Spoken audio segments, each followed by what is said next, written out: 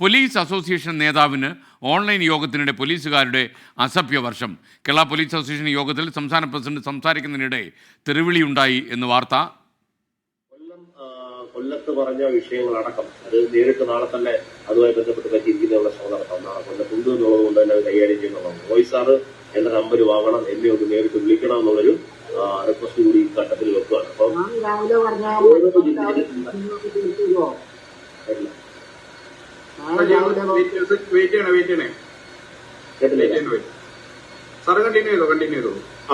അപ്പൊ ആ നിലയിൽ നമുക്ക് ചെയ്തു പോകാന്നുള്ളതാണ്. പിന്നീട് ഡ്യൂട്ടി സ്വാഭാവികമായും കണ്ണൂരിൽ നിന്ന് സജോ ദേവസി വിവരങ്ങൾ നൽകും. സജോ, ഇങ്ങനെ തെറിവിളി നടത്തിയത് ഓൺലൈനിൽ തന്നെയാണോ? എന്തൊക്കെയാണ് വിവരങ്ങൾ?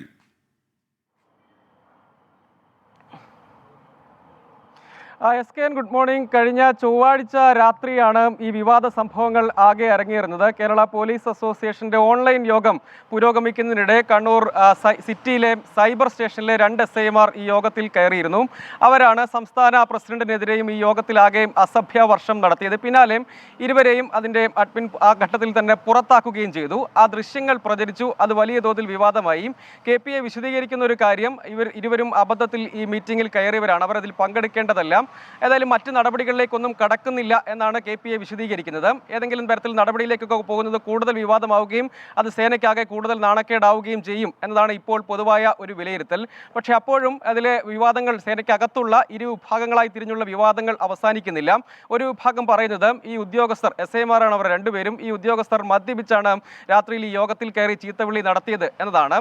അതേസമയം മറുവിഭാഗത്തിന് മറുപടിയുമുണ്ട്. ഔദ്യോഗിക സംവിധാനത്തെ, അതായത് പോലീസിൻ്റെ ഔദ്യോഗിക സംവിധാനങ്ങളെ, കമ്പ്യൂട്ടർ ഉൾപ്പെടെയുള്ള ഔദ്യോഗിക സംവിധാനങ്ങളെ അസോസിയേഷന്റെ യോഗത്തിനായി ദുരുപയോഗം ചെയ്തു എന്ന വിമർശനം മറുവശത്ത് ഉന്നയിക്കുകയും ചെയ്യുന്നുണ്ട്. സംഘടനാപരമായ പോലീസുകാർക്കിടയിലെ സംഘടന സംബന്ധിച്ച ഇരു വിഭാഗങ്ങൾ തമ്മിലുള്ള പോരുകൂടി ഇതിന്റെ ഭാഗമായുണ്ട്. പക്ഷേ അപ്പോഴും ഈ തെറിവിളി വ്യാപകമായി പ്രചരിക്കുന്നുണ്ട്. സേനയ്ക്കാകെ അത് നാണക്കേടാവുകയും ചെയ്യുന്നുണ്ട്. നടപടിയൊന്നും എടുക്കാതെ ഇത് അബദ്ധത്തിൽ സംഭവിച്ചതാണെന്ന് വിശദീകരിച്ച് തൽക്കാലം വിവാദങ്ങൾ അവസാനിപ്പിക്കാൻ ശ്രമിക്കുകയാണ് police association. SKN. Okay, thank you.